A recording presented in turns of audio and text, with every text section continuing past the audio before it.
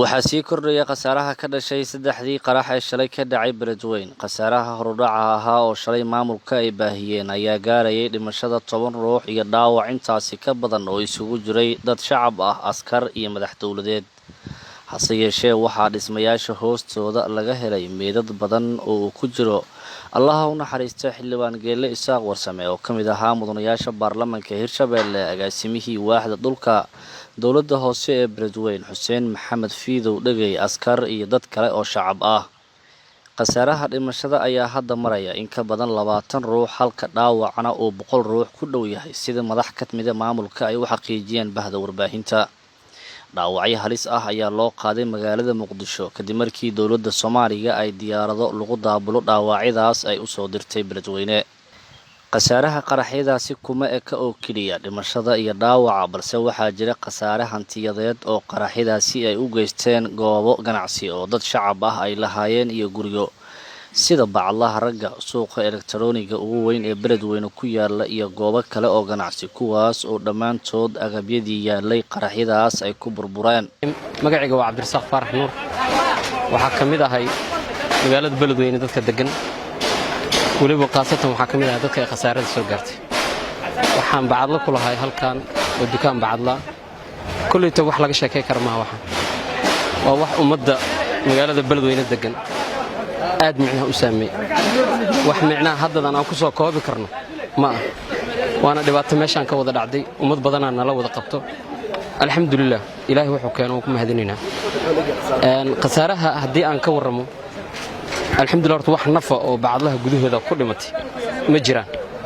markaas xilliga ay qaraxii saddexaad oo dhacay ummadda meeshaan ciidamada amniga ka wada kaxay ka wada diray oon bacadlihii hantidii halkaa meesha taalay ayaa meesha ku baabaaday gabi ahaanba. dukaan ka nool oo wuu fiican yahay la dhihi karo xataa ma jiro.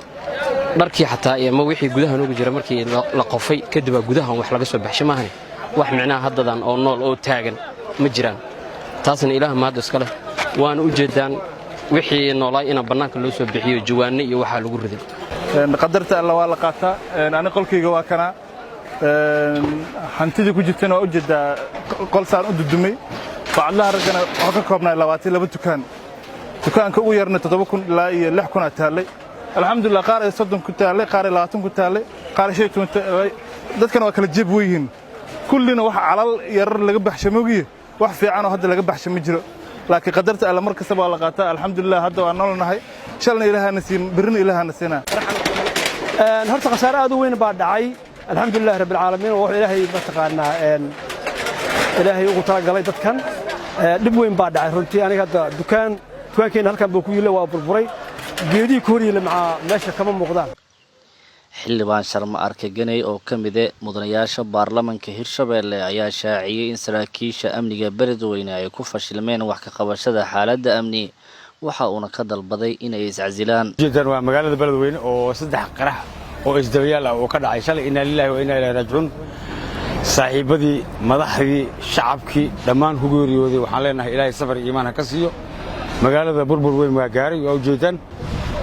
waxaan dhihi marka ha ku dadaasho nidaamka booliskana. waxaan dhihi lahaa every case happens with no suspect person. suurtagal maaha in maalin walba magaalada la qarxiyo, dadna lagu dilo, cid loo soo xiray ama loo soo maxkamadeeyay aysan jirin. tuunkan aan wadada la taaganahay laakiin talaabo aanan uga qaadin. haddii falkan dhacay cid loo soo qabanayo aanay jirin, taliyaasha booliska dhammaantood ha iscasilaan. waayo waa u jeedaan shacabka shalay taageersan ama wadooyinka caadi lagu marla. maanta magaaladu waa firaaqo. sababta ay firaaqada u tahay waa noocaas. kalama jecla askari walaa xildhibaan walaa shacab. qofkii ay ku soo aado ayuu problemkaasi qabsanaya. waa ka tiiraayeensannahay intii gaartay intaas. intii kaleeto muxuu ahaa wax ka qabadahna dee dadweynaha iyo dowladda federaalka iyo dowladda Hirshabelle madaxweynuhu uu ku tacsiyeeyay. tacsi kaliya inuu ka ekaado ma aha. booqasho sahmin ah lagu qiimeynayo khasaaraha burburka inta uu la eg yahay in uu la yimaado maalmaha soo socda oo biri ay ka bilaabanayso ayaan ku doonaynaa. ila dhanka amniga ah ayaa ku waramaya in targetka 3 qarax ee shalay ka dhacay Beledweyne uu ahaa gudoomiyaha gobolka Cali Jeyte Cismaan oo hormuud u ah howlgalka ka dhanka ah al-shabaab ee Hiiraan ka socda. iyo sidoo kale madax ka tirsan dowladda Hirshabelle kuwaas oo xilliga qaraxa uu dhacayo ku sugnaa madaxtooyada hase yeeshee ciidanka amniga ayaa ka hortagay qaraxyadaasi inay u gudbaan madaxtooyada madaxda kala gedisan ay ku sugnaayeen xaaladda amni ee Beledweyne ayaa aad loo adkeeyay markii ay dhaceen saddexdaasi qarax kadib waxaana la hakiyay isu socodka dadka iyo gaadiidka isaga kala gooshay jiray xarunta maamulka iyo inta u dhaxaysa suuqa Daraawiishta iyadoo ciidan fara badan magaalada lagu daadiyay